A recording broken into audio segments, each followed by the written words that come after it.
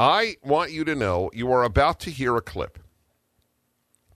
In its brevity, it may explain more about what is going on in the United States in the Second Civil War between the left and American values, or if you will, the left and the right. I don't care how you term it. I term it in the way I know is most accurate, and I define my American values, as you know, as e pluribus unum, in God we trust, and liberty, those three mottos on our coinage. This you are about to hear, maybe it's 5 seconds. This whole thing may be 5 seconds, 10 seconds. These 10 seconds encapsulate two things. One, the Second Civil War. Two, the response that you will hear. Actually, if I could meet this man, you know, a lot of you say you'd like to have lunch with me. If this, I'm one of those you'd most like to meet. And I'm very touched by that. I would like to have lunch with this man as you would with me. Those of you who would. I don't assume that you all would. Some of you would like breakfast. Some of you would like dinner. It's not knowable. All right, here it goes. This is from NBC. What was it, 4:15? That's yesterday, tax day, where there were many Tea Party rallies. Go ahead. Aren't a lot of African-American men at these events. Right. Have you ever felt uncomfortable? No, these are my people, Americans.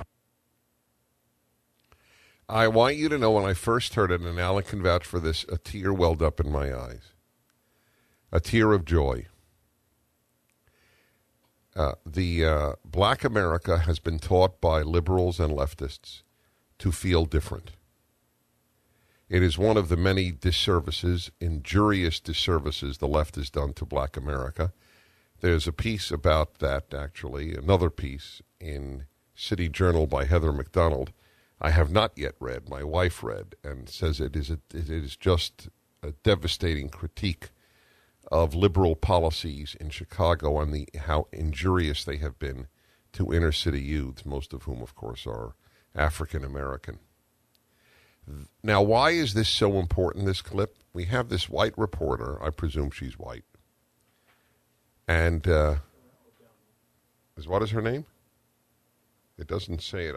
It's O'Donnell. What's her first name? Nora? All right. We have a white... Kelly? Okay.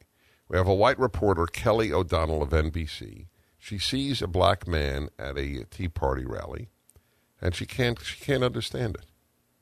The fact that she can't understand it shows how deeply left-wing ideas have permeated society. Remember, the left does not divide the world between right and wrong, between good and bad, which is the way most of us inheriting the Judeo-Christian value system do. This is good, this is bad, this is right, this is wrong. No, they divided race, gender, and class. That's how your kids are taught at college if they're in the liberal arts programs. Race, gender, class. Racial divisions describe life, gender divisions, and class divisions. Not moral divisions. So the idea that a black would be at a Tea Party rally is alien and, in fact, is a contradiction in terms to this reporter. Whites are supposed to think one way, although she doesn't. That's interesting. Why? See, she doesn't actually believe whites are supposed to think one way because she's white and she knows that many whites are on the left. But blacks are supposed to think a certain way. Blacks are supposed to think left. If a black doesn't think left, then a black is not authentically black. This has been the message which has been sent to black America my entire lifetime. Or my entire lifetime as one who can perceive the news. I don't recall how it was when I was 2.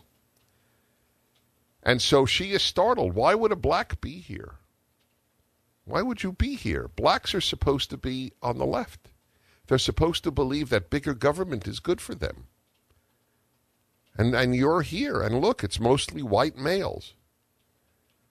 I like the New York Times had this yesterday. We discussed it, had this poll of those who go to tea parties. It's mostly white males who are married, better educated, and make a little more than others.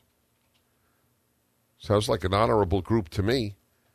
What if you dropped the word white and it was just males who are married and make somewhat more than others and are better educated? You might think that's a pretty impressive group of people, wouldn't you? But when you add white, but it's so absurd. There's no logic.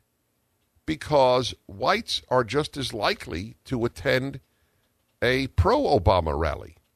We were there in Denver. We were at Mile High Stadium. I say we, Alan, my wife, and I. And what was it? 90% white? Who are these whites? Do they not think white? 1-8-Prager-776. To have this black man look at her and go and say, no. These are my people, Americans. That Ms. Reporter, color doesn't determine. American determines. We'll be back in a moment. I'm Dennis Prager. No, these are my people, Americans.